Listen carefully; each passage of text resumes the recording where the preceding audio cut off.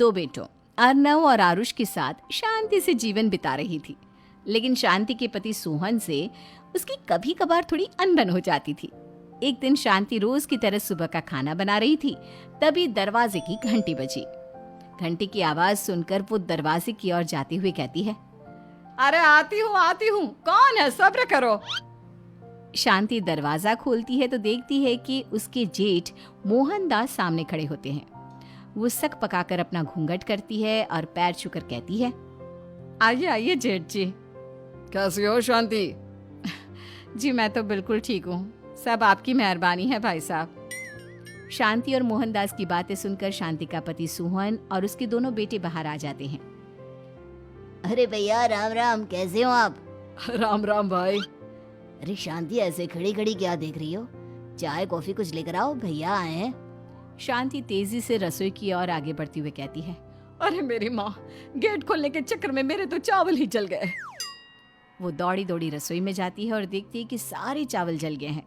वो दोबारा चावल बनाने में लग जाती है। इतने में सोहन आवाज लगाता है, अरे शांति, तुम्हारे चावल का रोना खत्म हो गया हो तो चाय ले आओ। जी लाती हूँ अभी। शांति जल्दी जल्दी चाय बनाती है और मोहनदास को चाय देती है। सब एक दूसरे की खैर खबर पूछते हुए चाय पीते हैं। चाय खत्म होती ही मोहनदास शांति की ओर देखते हुए मजाक में कहते हैं, शांति, अब तुम्हारी चाय में दम नहीं रहा, अब हमें चाय बनाने वाली बदलनी पड़ेगी। ये कैसे मुमकिन होगा जेठ जी, घर और बाहर का सारा काम मुझे ही करना पड़ता है और कभी कभी जल्दी जल्दी के चक्कर में काम बिगड़ जाते हैं, जैसे आज चावल जल गए। अरे इसी का तो हल लेकर आया हूँ। मैंने रिश्ता देखा है अर्नव और आरुष के लिए।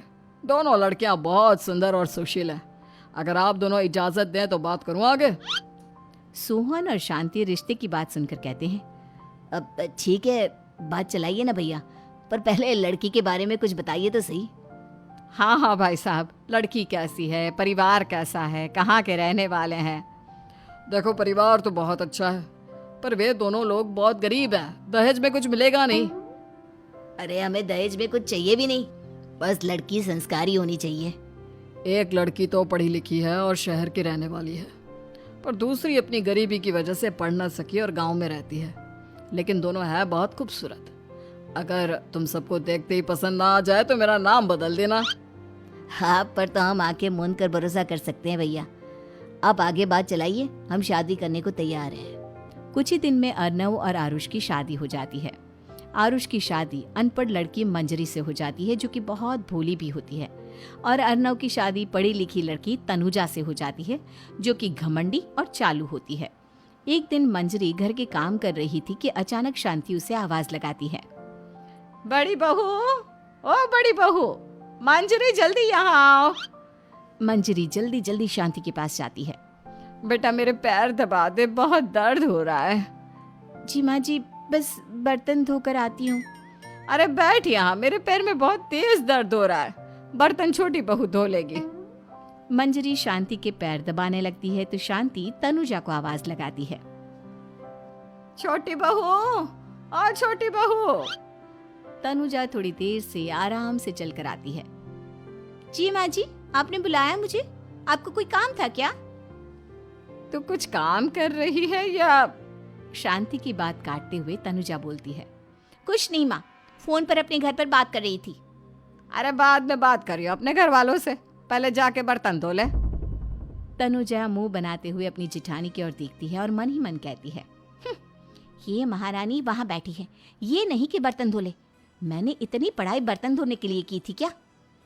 तनुजा दांत पीसकर वहां से चली जाती है। अगले दिन सब दफ्तर चले जाते हैं, तभी डाकिया चिट्ठी लाता है। शांति चिट्ठी लेकर मंजरी से कहती है, बड़ी बहू, जरा छोटी बहू को बुलाना, एक चिट्ठी आई है। मेरी तो आंखें कमजोर है तो मुझसे पढ़ा नहीं जाएगा। मंजरी तनुजा के पास जाकर कहती है, तनुजा, तुम्हें माँ जी बुला रही हैं। मुझ पर हुक्म मत चलाओ, काम बताओ काम। अरे मैंने तुम पर कहाँ हुक्म चलाया, और हुक्म चला भी दूंगी तो क्या हुआ, तुम तो मेरी छोटी बहन की तरह हो ना।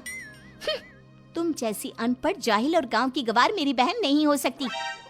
बेचारी मंजरी तनुजा की बात सुनकर अपना सा मुंह लेकर रह गई।